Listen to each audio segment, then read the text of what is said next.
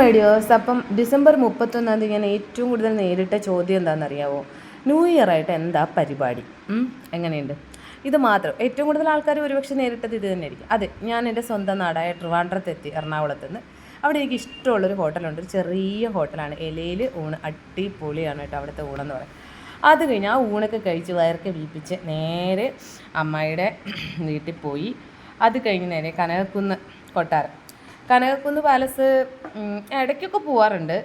എനിക്ക് ഭയങ്കര എന്താ പറയുക, നൊസ്റ്റാൾജിയ തരുന്ന ഒരു സ്ഥലമാണ് ശരിക്കും കനകക്കുന്ന്. വെച്ചാൽ കുഞ്ഞുനാൾ മുതലേ, വളരെ ഓർമ്മ വെച്ച കാലം മുതലേ ഇടയ്ക്കിടയ്ക്ക് വീട്ടുകാർ ടൂറെന്ന് പറഞ്ഞൊരു സംഭവം പോവുകയാണെങ്കിൽ നേരെ പോണത് ഈ കനകക്കുന്നിലായിരിക്കും, മ്യൂസിയം കനകക്കുന്ന്. അപ്പോൾ അതുകൊണ്ട് തന്നെ ഓർമ്മയിൽ എപ്പോഴും ഒരു നൊസ്റ്റാൾജിക് ഫീലിങ്സ് ആണ് ശരിക്കും ഈ കനകക്കുന്ന് എന്ന് പറയുന്നത്. നമ്മുടെ പോലുള്ള പാവങ്ങൾക്ക് ഒരുപാട് വലിയ ദൂരെ ഒന്നും യാത്ര ചെയ്ത് പോകാൻ പറ്റില്ല. അപ്പോൾ അമ്മ എൻ്റെ കൈയും പിടിച്ച് കൂടുതൽ സമയം പോയിട്ടുള്ളത് ഈ കനകക്കുന്ന് പാലസിലാണ് കേട്ടോ. എനിക്കത് വലിയ അതിശയോക്തി തന്നെയായിരുന്നു. കാര്യം ഇപ്പോഴും അതിൻ്റേതായ ഭംഗിയും ആ ഒരു എന്താ പറയുക വൈബും ഒക്കെ ഇപ്പോഴും അതേപോലെ തന്നെ നിലനിൽക്കുന്നുണ്ട്. അപ്പോൾ വസന്തോത്സവം നടത്താറുണ്ട് വർഷം തോറും. വസന്തോത്സവം ഈ ഒരു ടൈമിനാണ് ശരിക്കും നടക്കാറുള്ളത്. അപ്പോൾ ആ വസന്തോത്സവം എന്ന് പറഞ്ഞു കഴിഞ്ഞാൽ നമ്മൾ ഫ്ലവർ ഷോ കാണാറുണ്ട്. പക്ഷേ ഫ്ലവർ ഷോ എന്ന് പറയുമ്പോൾ ഒരു സ്ഥലത്തായിരിക്കും എല്ലാ ഫ്ലവറും ഇങ്ങനെ ഉണ്ടാവുക. പക്ഷേ കനകക്കുന്നിൽ അങ്ങനെയല്ല. കനകക്കുന്ന് കംപ്ലീറ്റ് ഫ്ലവർ ഷോ ആണ് കേട്ടോ.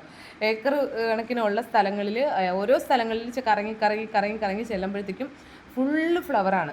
എല്ലാ തരത്തിലുള്ള പുഷ്പങ്ങളും ഉണ്ടെന്നുള്ളതാണ്, എല്ലാ തരത്തിലുള്ള. പിന്നെ ചെടികളും എല്ലാം ഉണ്ട്. അപ്പോൾ എൻ്റെ കൂടെ എൻ്റെ റിലേറ്റീവ്സും ഉണ്ടായിരുന്നു.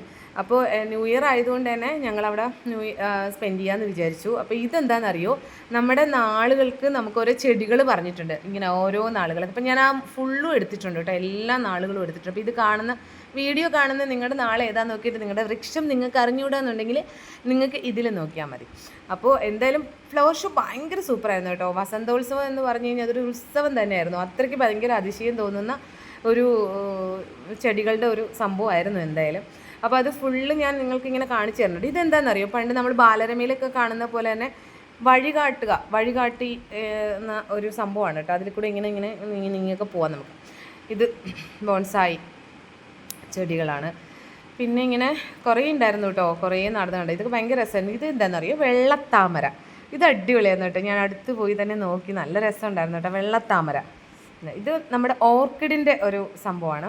അത് കഴിഞ്ഞ് കഴിഞ്ഞാൽ ഇത് ഓർക്കിഡിൻ്റെ സമ്മാനമൊക്കെ കിട്ടിയത് ഫസ്റ്റ് പ്രൈസ് എന്നൊക്കെ എഴുതി വെച്ചിട്ടുണ്ട് കേട്ടോ ഓർക്കിഡിൻ്റെ. പിന്നെന്താ പറയുക, അങ്ങനെ. പിന്നെ ഇത് ഏറ്റവും ഫ്രണ്ടിലെത്തി കറങ്ങി തിരിഞ്ഞ് ലാസ്റ്റ് നമ്മൾ ഫ്രണ്ടിലെത്തി. Tata bye bye, okay, see you. എല്ലാവർക്കും ഒരു പുതുവർഷം ആശംസിക്കുന്നു. 2026 നിങ്ങൾക്ക് നല്ലതായി തീരട്ടെ.